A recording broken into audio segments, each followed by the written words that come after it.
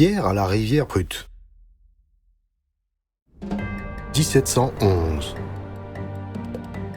Luigi Ferdinando Marsigli détermine que les coraux sont des animaux, pas des plantes comme on le pensait auparavant. En désirant débarrasser son pays du joug turc, l'hospodar moldave Dimitri Cantemir conclut un traité avec Pierre Ier en s'engageant à lui faire le rapport des affaires turques.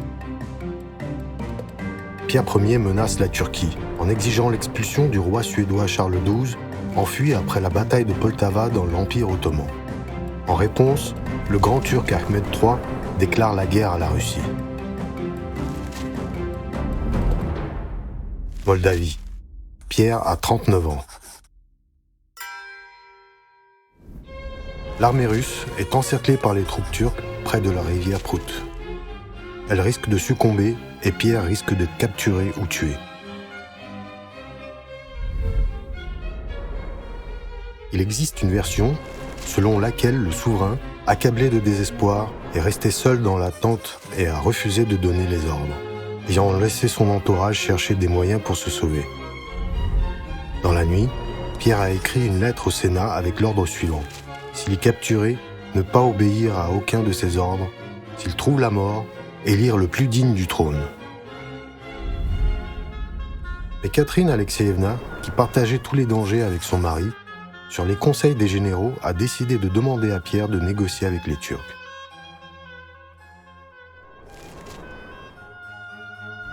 Bientôt, la situation change.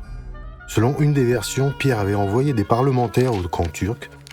Selon une autre, Catherine a donné des bijoux pour soudoyer le grand vizir.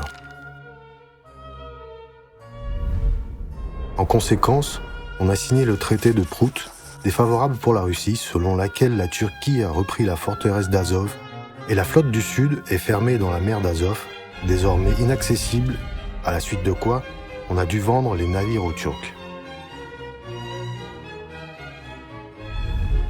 Voici le tableau Pierre à la rivière Prut, peint par l'artiste Michel Bouchtcharov pour l'anniversaire bicentenaire de l'empereur.